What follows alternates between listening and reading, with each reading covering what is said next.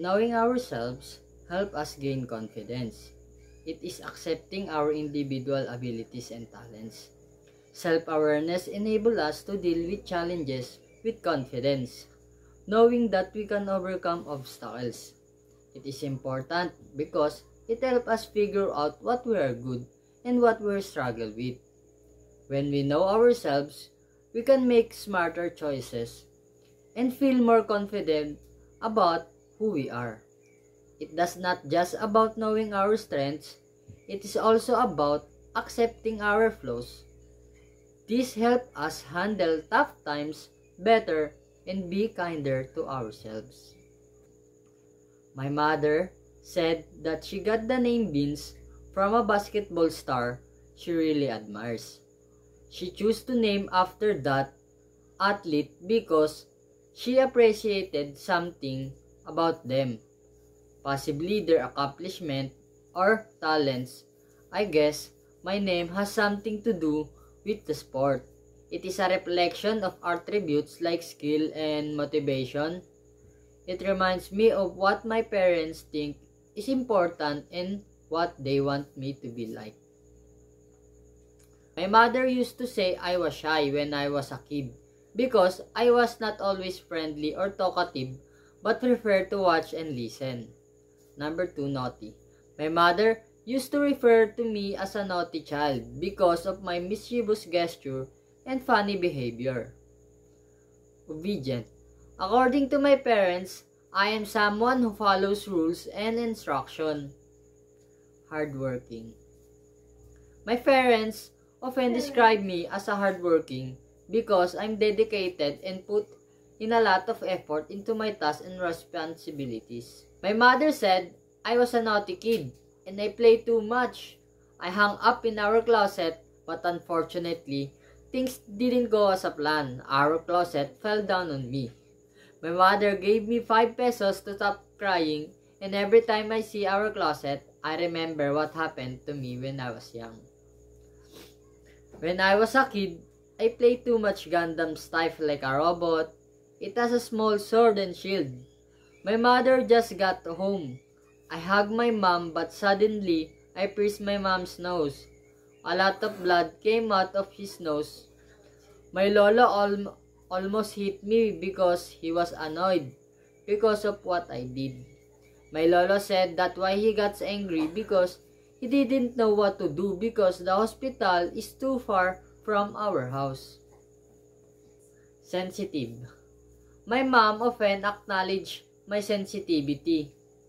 She recognized that I have a deep emotional awareness and tenderness in my response. Unorganized.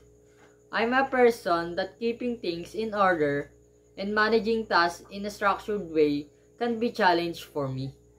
Fast learner. My mother said that I learn things quickly. Honest. According to my mother, I'm honest. She sees my values being truthful in everything I do. Unforgettable moments. On my 7th birthday, there was any food prepared, but something special happened when my dad got home from work. He brought home a cake with a cherry on top. Even though it was just a cake, I was so happy and grateful. It made my birthday feel complete, and I couldn't stop smiling. One of the happiest moments in my life was when my father gave me a bicycle. I remember the excitement I felt when he surprised me with it.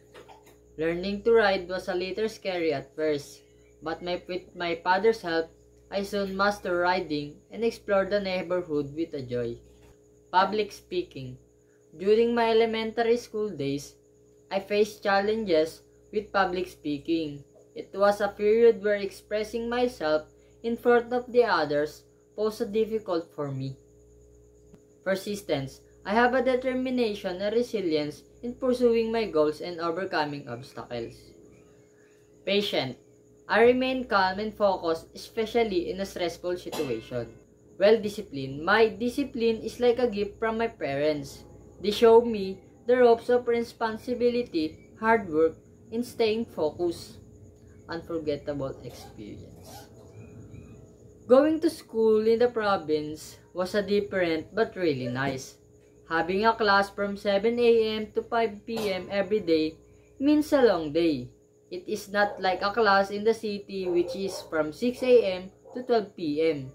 The natural surrounding create a unique learning environment, and the combination of rural setting and daily routine has made my school experience in the province truly enjoyable. Being chosen by my school to compete in a contest while studying in Pangasinan was the incredible honor for me. It made me feel proud and excited to represent my school and showcase my skills. Fearful. I'm easily scared by the things I don't understand, situation that seems unpredictable, or by experience from the past. Overthinker. I always think into my different aspect of situation and decision. Number 1. Taking initiative. I am confident in stepping up and taking action without waiting for instruction from the others. Dedicated. I have a deep commitment and determination to chase after my dreams and fulfill my responsibilities. Graduating with honors and having academic awards in senior high school was a super special day for me. It felt like a huge accomplishment after years of hard work. Getting multiple awards showed that my effort in different subjects paid off.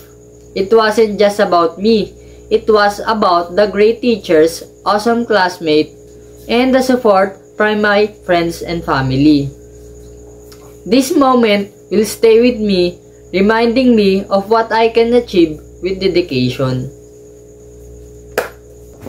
When I save up money by selling internet components online, I built my very own computer. It was a cool experience figuring out which part to choose and how to put them together. The computers work great. It is a symbol of my hard work and determination paying off. It showed me that with the effort and resourcefulness, you can achieve something awesome. 21.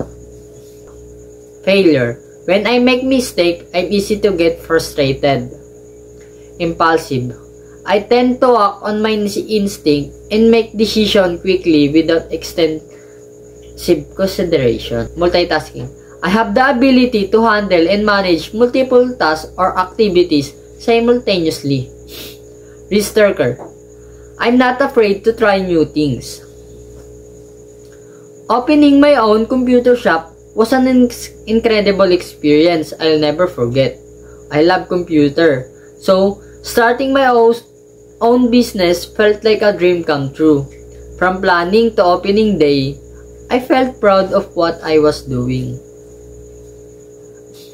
One of the best times I ever had was going on a road trip from Manila to Pangasinan with my siblings. We packed up and set off on an adventure together. We shared stories while we drove. Along the way, we explored new places, tried new foods, and had a lot of fun. Self-assessment. Weakness. Failure. We have all things we struggle with. When things don't go as a plan, or when I make mistake, it's easy to feel discouraged. But I'm learning that it's okay to fail. Sometimes, it doesn't mean I'm not good enough. It just means I have more to learn. Each time I fail, I try to see it as a chance to improve and grow. Embracing failure as a part of life journey has helped me overcome challenges and become a better version of myself. Risk-taker. In building my business, I always been someone who takes a risk. I'm not afraid to try new things or go after big opportunities. I believe in taking bold steps to move forward. It is willingness to take a chance that has helped me build a successful business. Even when the things get tough, I stay determined because I know that taking risks is often the key to achieving the great things. The most unforgettable moments.